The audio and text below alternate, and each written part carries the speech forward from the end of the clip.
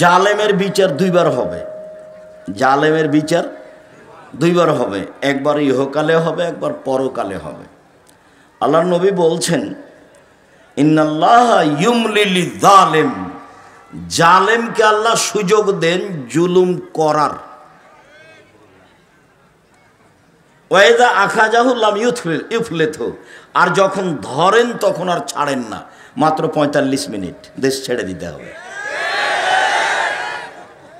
কত দিন জুলুম করবে সে কথা আল্লাহ নবী বললেন না, হাদিস বুখারী মুসলিম। আল্লাহ নবী বললেন জালেমকে আল্লাহ জুলুম করার সুযোগ দেন, কত দিন জুলুম করবে এ কথা বললেন না। তার জুলুম অত্যাচারে হাজারো লাখো মানুষ জেলে হাজতে বাহিরে রাস্তাঘাটে হারিয়ে যাবে, মারা যাবে, তবু সে জুলুম করবেই। কতদিন? যতদিন উপরে ফয়সালা আছে। নইলে ১৫০০ বছর জুলুম করার সুযোগ ফেরাউন পায়? তা কেমনে পায়? লৌহ শলাকাধারী ফেরাউন যে তার বিরুদ্ধে গেছে তাকে চিৎ করে শয়ে হাতে পায়ে কাঁটা মেরে দিয়েছে, দিয়ে সাপ বিচ্ছু গায়েল তুলে দিয়েছে। তো আপনাদেরও চোখ ঢেকে বন্ধ করে আয়না ঘরে রাখাও খুব একটা যে কম তার চেয়ে তা নয়, এটাও বছর বছর কম নয়। তো জালেমের বিচার দুইবার হবে। ফেরাউন অত বোকা ছিল না। পানি দুই দিকে দাঁড়িয়ে আছে, যেখানে পানির গভীরতা 1 কিলোমিটার সেখানে পানির পাহাড়ের উঁচুতা 1 কিলোমিটার, যেখানে পানির গভীরতা 10 কিলোমিটার সেখানে পানির পাহাড়ের উঁচুতা কত? 10 কিলোমিটার। পানি তো দুই দিকে দাঁড়িয়ে আছে। তো এই রাস্তা দিয়ে মুসা আলাইহিস সালাম চলে গেলেন। ফেরাউন চলে গেলে পানি জমা হয়ে যাবে না, যে এইটা ফেরাউনের বিশ্বাসের অভাব ছিল না, যেতেও পারে। কিন্তু সে এত ক্ষেপে আছে যে রাগের কারণে তার বুদ্ধি কমে গেছে। আপনি রেগে গেলেন তো হেরে গেলেন। রাগ মানুষকে ভুল পথে নিয়ে যাবে। তাই একজন লোক এসে বলছেন, আল্লাহ নবী ফাউসিনি বিখাইরিন, আমাকে কল্যাণের উপদেশ দেন। তখন আল্লাহ রাসূল বলছেন, লা তাগজাব, রাগ করো না। আরো বলেন কিছু, লা তাগজাব, রাগ করো না। আরো কিছু বলেন, লা তাগজাব, রাগ করো না। এই কথা রাসূল সাল্লাল্লাহু আলাইহি ওয়াসাল্লাম বারবার বললেন, হাদিস বুখারী মুসলিম। তো রাগের কারণে তার বুদ্ধি কমে গেছিল। সে যখন ভিতরে চলে গেল তখন তো পানি এক জায়গায় জমা হয়ে গেল। যখন জমা হয়ে গেল তখন ফেরাউন বলল, আমান্ত আল্লাহ ইলাহা ইল্লাল্লাযী আমানাত বিহি বানু ইসরাঈল, আমিও সে আল্লাহকে মেনে নিলাম যে আল্লাহকে বানু ইসরাঈল মুসা মেনে নিয়েছে। ওয়া আনা মিনাল মুসলিমিন, আমি একজন মুসলিম। এই কথা ফেরাউন বলল। তা আল্লাহ বললেন, আলান, ও এখন অকাদ আসাইতা কাবল, তুমি তো একটু আগে নাফরমান ছিলে, এখন মেনে নিলে? তারপরে বলছেন, আল ইয়াউমা নুনাজ্জিকা বিবাদানিকা লিতাকুনা লিমান খালফাকা আয়া। ফেরাউন, তোমার মুসলিম ঘোষণা দেওয়া তো বহু দূরের কথা, তোমার শরীরটা আমি চিরদিনের জন্য রেখে দিলাম, তোমাকে মানুষ দেখে উপদেশ গ্রহণ করবে যে ফেরাউন ছিল অত্যাচারী, স্বৈরাচারী, স্বেচ্ছাচারী, উদ্ধত, জালেম। মুসা আলাইহিস সালামকে আল্লাহ বলছেন, ফেরাউনের কাছে যান, দাওয়াত দেন। আমার মুখের ভাষা সাবলীল নয়, আমি ভালো ভাষা বলতে পারি না, আমি যাব না। তো বলছেন যেতে হবে, তাহলে ও আমাকে মারবে। আমার পক্ষ থেকে তার ব্যাপারে তার কাছে একটা অপরাধের অভিযোগ আছে, আমি এক থাপ্পড় দিয়ে মানুষ মেরেছি, ও গেলেই আমাকে মারবে। তো বললেন, আমি তোমার সাথে আছি। মারবে কি করবে, আমি সাথে আছি। তো বললেন, তাহলে আমার ভাইকে সাথে দিতে হবে। ঠিক আছে, তাই হলো। তোমার ভাইও সাথে থাকবে। দুই ভাই মিলে চলে গেলেন। গিয়েই বললেন, বানি ইসরায়েলকে ছেড়ে দেন, মানে স্বাধীনতা চাইতে হবে। বানি ইসরায়েলকে দাস দাসীতে পরিণত করে রেখেছেন, বানি ইসরায়েলকে ছেড়ে দেন। তখন ফেরআউন বলতে লাগলো, তোমাকে কি আমি শিশুকালে লালন পালন করিনি? তুমি কি বহু বছর আমার মাঝে থাকনি? ফেরাউন বলছে, তুমি যা করেছ তা করেছ, তুমি তোমার কর্ম করেছ, এক থাপ্পড়ে তুমি মানুষ মেরেছ, তুমি বড় অকৃতজ্ঞ। এটা ফেরাউন বলল। তখন মূসা আলাইহিস সালাম বলছেন, আমি যা করেছি তা করেছি, আমি ভুল পথে ছিলাম। মানে এক থাপ্পড়ে মানুষ মেরেছি, এটাই ঠিক, আমি তখন ভুল পথে ছিলাম। আমি তোমার ভয়ে দেশ ছেড়েছি। আমার প্রতিপালক আমার প্রতি দয়া করেছেন, আমাকে জ্ঞানে গুণে পূর্ণ করেছেন, তিনি আমাকে নবী করেছেন। তুমি আমার প্রতি অনুগ্রহ করেছ, অনুগ্রহ করে তুমি খোঁটা দিয়েছ, খোঁটা দিয়ে তুমি বানি ইসরায়েলকে দাস দাসীতে পরিণত করেছ। তুমি বড় উদ্ধত স্বৈরাচার, সীমা লঙ্ঘন করেছ। জালেমের বিচার দুইবার হবেই। রাসূল সাল্লাল্লাহু আলাইহি সাল্লাম বললেন যে বাঁচার পথ তিনটে। এক, নিজেকে কন্ট্রোলে রাখো, বাড়ির বাইরে যায় না। দুই, মুখখান বন্ধ রেখো, মুখ ব্যবহার করো না। তিন, পাপের জন্য কাঁদো, জান্নাত পেয়ে যাবে। এক, মুখ বন্ধ রেখো, ভালো কথা ছাড়া মুখ দিয়ে ব্যবহার করতে পারবে না। চিরদিনের জন্য আড্ডা পিটা হারাম। দোকানে বসে ল্যাংটা মেয়ে নাচবে, আর আপনি বসে চক্ষু ঠান্ডা করবেন, কলিজা ঠান্ডা করবেন, মনটা ঠান্ডা করবেন। এই নোংরা ন্যাক্কারজনক জঘন্য কাজ ত্যাগ করতে হবে। চিরদিনের জন্য দোকানে বসে আড্ডা পিটা হারাম। দুইজন যেখানে বসে আছে সেখানে যাবেন না। উপার্জন করে খান, 5 ওয়াক্ত সালাত আদায় করবেন, এশার সালাত আদায় করে ঘুমিয়ে যাবেন। রাত 10টায় ঘুমিয়ে যাবেন, রাত 3টায় উঠবেন, 5 ঘন্টা ঘুম হয়েছে। 3টায় উঠে কিছু 2 রাকাত সালাত আদায় করবেন, প্রয়োজনীয় জিনিস আল্লাহর কাছে চাইবেন। রাত 3টার পরে আল্লাহ মানুষের নিকটে হয়ে যায়। রাত 3টার পরে যদি মানুষ উঠে, তখন মানুষ কার নিকটে হয়ে যায়? আল্লাহর নিকটে হয়ে যায়। তখন যা বলে সেটাই গ্রহণ হয়। একাধিক সহিহ হাদিস, সে আলোচনা এখন নয়। আপাতত এই যে জাহান্নাম থেকে বাঁচার 1 নম্বর পথ, মুখ বন্ধ রেখো। মুখ ব্যবহার করতে হবে না, ক্ষমতা দেখাতে হবে না, দাপট দেখিয়ে 2 দিন বেঁচে থাকার প্রয়োজন নেই।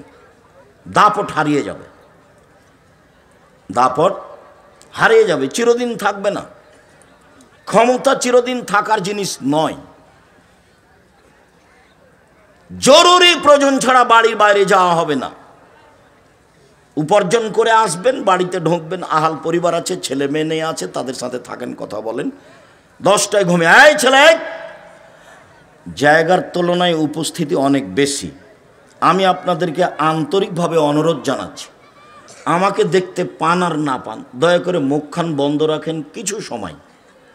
আপনাকে আমি জোরালোভাবে আন্তরিকভাবে অনুরোধ জানাচ্ছি, আমি আপনার জন্য এসেছি। আপনার আমি কিছু না কিছু উপকার করবই করব ইনশাল্লাহ। আপনি দয়া করে কোনো সুবিধা নিতে চায়েন না। এখন এরা আপনাকে সুবিধা দিতে পারবে না। কাজে আপনি মুখখান বন্ধ রাখলে আরও 5 জন কিছু শুনবে, আপনিও কিছু শুনবেন। আর এখন যদি আপনি আপনার প্রয়োজন মিটান বা দোকান পাশে বসে কথা বলেন, তাহলে আপনার এই চরিত্রকে আমি ঘৃণা করি। আমি আব্দুর রাজ্জাক বিন ইউসুফ, চাঁপাইনবাবগঞ্জের মানুষ, মানে আমি আপনার কাছের মানুষ। আমি আপনার কাছে সবচেয়ে ভালোবাসা পাওয়ার হক রাখি। আমি আপনার কাছে সবচেয়ে বেশি দিন প্রচার করার অধিকার রাখি। এবং আপনি দিন ধর্মের ব্যাপারে আমার সাথেই পরামর্শ করবেন, এটা আমার আন্তরিক দাবি। আমি তাতে বলেছি, জাতির যদি রাস্তাঘাট করে দিতে না পারি, জাতির যদি স্কুল কলেজ করে দিতে না পারি, জাতিকে চূড়ান্ত সঠিক ধর্ম দিতে পারবো ইনশাআল্লাহ। ধর্মের ব্যাপারে জাতিকে ফাঁকি দিয়ে পরকাল হারাতে রাজি নই। আমি অন্য কাজ করি না, দিন রাত যেটা কাজ করি, 1 নম্বর কাজ হলো শিক্ষকতা করা। একবারে ক্লাসের যেটা শেষ কিতাব বুখারী সেটা পড়াই। 2 নম্বর কাজ হলো ফতোয়া লেখা। আমি শরীয়ত মোটামুটি বুঝি মানুষ হিসাবে, তবে মানুষ ভুলের ঊর্ধ্বে নয়। আমি আলহামদুলিল্লাহ ফতোয়া লিখি প্রায় 26 বছর থেকে। আর দিন ধর্ম প্রচার করি, তখন অপ্রয়োজনীয় কোনো কথা বলি না, কোনোদিন কেসা কাহিনী বলি না। একবারে 90 সাল থেকে নিয়ে এখন পর্যন্ত সব চ্যালেঞ্জ দেওয়া আছে। কোনো জায়গাতে যদি দেখা যায় যে আমি মাযহাবের ব্যাপারে কথা বলেছি বা সরকারি কথা বলেছি, তাহলে আমি জাতির সামনে কথা বলবো না। এক, মুখ বন্ধ রাখতে হবে, মুনাফিকি করে কোনো লাভ নেই। দিন রাত হ্যাঁ করে হেসে এর বিরুদ্ধে বলে এখানে সেখানে গিয়ে তাহাজ্জুদ পড়ে জান্নাত কিনে যাবে না। আর এসব এক শ্রেণীর অশিক্ষিতা মেয়ে, ওর বাপে বলেছে আমার মেয়ে master degree pass. Master degree pass যে তুমি, তো তোমার মাথায় কাপড় নেই। তুমি কে বললো তোমাকে মাস্টার ডিগ্রি পাস? তুমি কি করে শিক্ষিতা হলে? তোমাকে দেখে মানুষ পাপ করে, তোমাকে দেখলেই পাপ হয়। তুমি কিভাবে শিক্ষিতা হলে? শিক্ষিতা মানে শিক্ষা কি মানুষের ক্ষতি করে? শিক্ষা মানুষের ক্ষতি করে না শিক্ষা মানুষের উপকার করে? তো তোমার দিয়ে তো ক্ষতি হয়। আর তোমাকে আমি কি দিয়ে বলবো? তোমার কথাটা আমি পরে বলতে চাচ্ছিলাম, দুঃখিত, আগেই চলে আসছে। যে আল্লাহ নবী বলছেন নবীগণের বৈশিষ্ট্য শিষ্টাচার 10টা। এটা বৈশিষ্ট্য নবীগণের। সব নবী এই শিষ্টাচার পালন করেছেন, আদম থেকে নিয়ে মুহাম্মদ সাল্লাল্লাহু আলাইহি ওয়াসাল্লাম পর্যন্ত সব নবী। শিষ্টাচার 1, এফাউল্লাহ, দাড়ি বড় করতে হবে। ছোট করা, চেঁচে ফেলার কোনো সুযোগ নেই। দাড়ি চেঁচে ফেললে নারী সাদৃশ্য হয়। দাড়ি চেঁচে ফেললে মানুষ নারীর মহিলার মতো হয়ে যায়। দাড়ি চেঁচে ফেললে পুরুষত্বা কমে যায়। দাড়ি চেঁচে ফেললে চোখের পাওয়ার কমে যায়। তো নবীগণের বৈশিষ্ট্য 1, দাড়ি ছেড়ে দেওয়া তার নিজের গতিতে। 2, কাসুস সারেব, মোচ কেটে ফেলা। মোচ চেঁচে ফেলতে হবে না, কেটে ফেলতে হবে। মোচ কিছু থাকবে, এটা পুরুষের পরিচয়। 3, কাসুল আসফার, নখ কেটে ফেলা। তো তুমি একটা মাস্টার ডিগ্রি পাস মেয়ে, ম্যাট্রিক পাস করেছো, তোমার নখ বড় আছে, তুমি বলো দেখি কিভাবে তুমি শিক্ষিতা? কে তোমাকে বললো শিক্ষিতা? আমি আব্দুর রাজ্জাক বিন ইউসুফ বলিনি। তোমার বাপ যদি বলে থাকে, তোমার বাপও অশিক্ষিত মানুষ। তোমার মা যদি বলে থাকে, তোমার মাও অশিক্ষিত মানুষ। আর তোমার মা যদি কোনো দিন তোমাকে নখ কাটতে না বলে থাকে, নিশ্চিত তোমার এটা মা নয়, এটা তোমার সৎ মা। নিশ্চিত এটা তোমার খালা।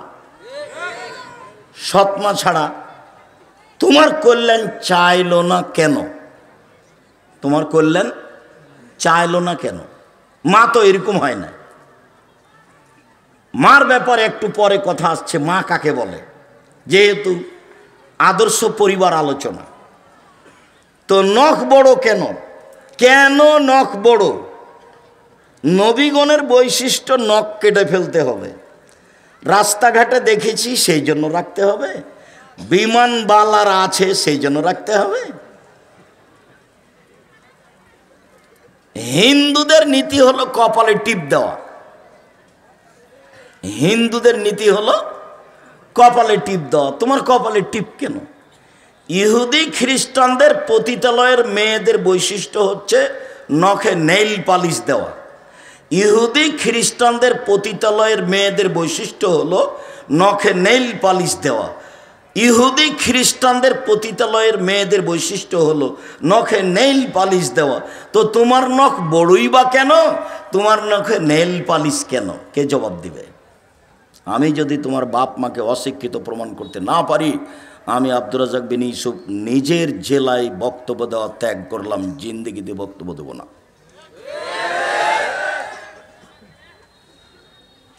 শিক্ষিত হও, চেষ্টা কর। মানুষই চেষ্টা করতে পারে, গরু ছাগল নয়। পশু প্রাণী পারে না। নাতফুল এবেদ, বগলের লোম উঠিয়ে ফেলতে হবে। নারী পুরুষ একই হুকুম।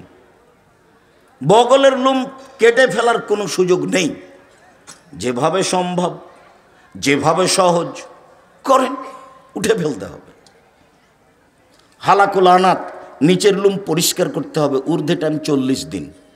যেভাবে সহজ, যেভাবে সম্ভব। পুরুষ নারী একই হুকুম। সব এগুলো নবীগণের বৈশিষ্ট্য। পেশাব পায়খানার পরে পানি দিয়ে পবিত্রতা অর্জন করতে হবে।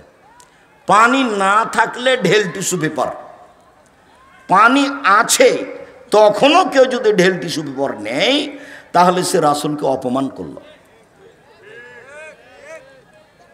আর যারা বুঝেছে যে আগে ঢেল টিস্যু পেপার পানি পরে পবিত্রতার জন্য, তারা রাসূলের সাথে অন্যায় আচরণ করেছে। 40 কদম হাঁটার তো কোনো প্রশ্নই আসে না। পায়ের উপরে পা উঠিয়ে খক খক করে কাশার তো কোনো প্রশ্নই আসে না। আমি 1 মিনিটের জন্য ধরে নিলাম, এই ছেলে প্রস্তুত থাকো, কথা যেন কোনোটা মিস না হয়। শোনো, পবিত্রতা তো ভালো কাজ। তো স্বামী 40 কদম হাঁটবে পবিত্রতার জন্য ঢেল নিয়ে, স্ত্রীকে ঢেল নিয়ে 40 কদম হাঁটা লাগবে না? ধর্ম কি একজনের জন্য? স্ত্রীকে পায়ের উপরে পা উঠাতে হবে না? স্ত্রীকে পবিত্রতার জন্য খক খক করে কাশতে হবে না? ভুল হিসাব। রাসূলের কাছে থাকেন, পথ সহজ হবে। বলছে আব্দুর রাজ্জাক সাহেব, বেশ কিছুক্ষণ ঢেল নিয়ে থাকার পরে থাকি এই জন্য যে পেশাব আসছে বলে মনে হয়। 40 ঘন্টা পরে যদি আপনি টিস্যু ফেলেন তবুও মনে হবে যে পেশাব আসলো মনে হয়। কেন? শয়তান এখন আপনাকে বোকা বানিয়েছে। আল্লাহর নবী বলছেন যে মসজিদ থেকে বের হবা না বায়ুর শব্দ স্পষ্ট কানে না শুনলে, আর বায়ুর গন্ধ স্পষ্ট নাকে না আসলে। কেননা শয়তান পেশাব পায়খানা রাস্তায় চলাচল করে। তুমি যদি সন্ধ্যের মধ্যে পড়ো তাহলে শয়তান তোমাকে বোকা বানাবে। আপনি এখন বলেন যে পেশাব এসে যদি কাপড় ভিজে যায় তবু আর উজু করবো না, এই সর সর শয়তান সর, কাপড় ভিজে যাক তুই সর এখান থেকে, তারপরে কোনো কথা। নইলে আপনি টিকতে পারবেন না। পাপের জন্য কাঁদুন, কথা এখানে সংক্ষিপ্ত করছি। একটা কথা থাকলো, পাপের জন্য কাঁদুন। রাসূল সাল্লাল্লাহু আলাইহি সাল্লাম বলেন, লা ইয়ালিজার রাজুলুন নারা বাকা মিন খাশিয়াতিল্লাহ হাত্তা ইয়ালিজাল লাবানু ফি দরে। গাভীর বাঁট ওলান থেকে চাপ দিয়ে দুধ বের করে ভিতরে ঢোকানো যায় না যেমন, আল্লাহর ভয়ে কাঁদে যে সে জাহান্নামে যাবে না তেমন। এই ছেলে দেখো তো, ওই যে বাচ্চাগুলি কথা বলছে, তোমরা যারা আমাদের এখানে সহযোগিতা করতে এসেছো, ওই বাচ্চাগুলোকে একটু তোমরা কন্ট্রোল করো না। ও তো আমার অসুবিধা করছে, আরও তো 5 জনের অসুবিধা করতেই পারে। আর তোমরা যারা এই পাড়ার ছেলে, আজকে তো তোমরা বক্তব্য শুনতে পাবা না, আজকে আমাদের সহযোগিতা করো। গাভীর বাঁটে ওলানে চাপ দিয়ে দুধ বের করে ভিতরে ঢোকানো যেমন অসম্ভব, আল্লাহর ভয়ে কাঁদে যে তার জাহান্নামে যাওয়া তেমনি অসম্ভব।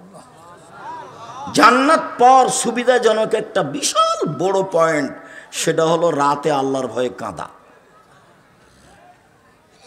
আর যখন আল্লাহ নবী বলেছেন যে আল্লাহর কাছে 4টা জিনিস সবচেয়ে প্রিয়, তার 1 নম্বরে যেটা আছে সেটাই সহজ, বাকি 3টাই কঠিন। 1 নম্বরে আছে যে আল্লাহর ভয়ে 1 ফোঁটা চোখের পানি।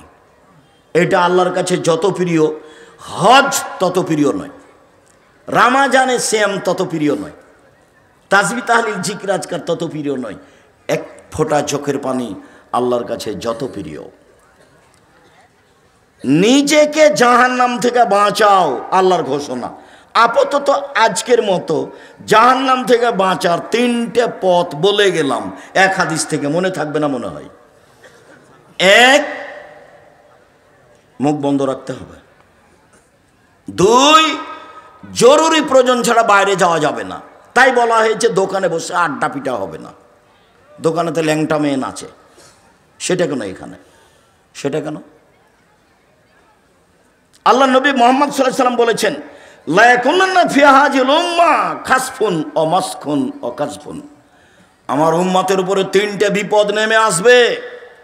এক, ভূমিকম্প হবে। দুই, আকার আকৃতি পরিবর্তন হবে। সন্ধ্যায় থাকবে মানুষ, সকালে হবে সোর, বানর, একবারে হুবাহু সোর হয়ে যাবে। আমার উম্মতের উপরে তিনটে বিপদ নেমে আসবে তিনটা পাপের কারণে। এক, ভূমিকম্প হবে। দুই, আকার আকৃতি পরিবর্তন হবে। সন্ধ্যায় ছিল মানুষ, সকালে হবে সোর বা বানর। তিন, সমস্যা নেমে আসবে। মসজিদে মারামারি, মাদ্রাসায় মারামারি, রাস্তাঘাটে কেউ কাউকে মানে না, জিনিসের দাম বেড়ে যায়, কোনো জিনিস কন্ট্রোলে নেই, সমস্যা নেমে আসবে। পাপ তিনটে। এক, অযালিকা ইযা যারাবু বিল মাআসিফ, ইযা শারাবুল খুমরা, যখন মানুষ নেশাদার দ্রব্য পান করবে। এলাকাতে নেশাদার দ্রব্য আছে কিছু, যদি এটা চাঁপাইনবাবগঞ্জ না থাকারই কথা। দেখো, অন্য জেলাতে যাই তখন নিজের জেলার খুব প্রশংসা করি। শিক্ষা দীক্ষা জ্ঞান গরিমা চাকরি বাকরি। বিদেশে যখন যাই তখন বলি, আরে তোমরা তো কাজ করতে এসছো, রাস্তাঘাটে কাজ করো। চাঁপাইনবাবগঞ্জের মানুষ চাকরি করে। দিনরাত তোমাকে নিয়ে আমি গর্ব করি। দেখো, আমার গর্ব নষ্ট করো না। বিড়ি তামাক জর্দা সিগারেটকে চিরদিনের জন্য একবারে করে দাও, হারাম করে দাও, ও যেন তোমাকে দমাতে না পারে। একবারে শক্ত অবস্থানে যাও। বিড়ি তামাক জর্দা সিগারেটগুলো নেশাদার দ্রব্য চিরদিনের জন্য হারাম।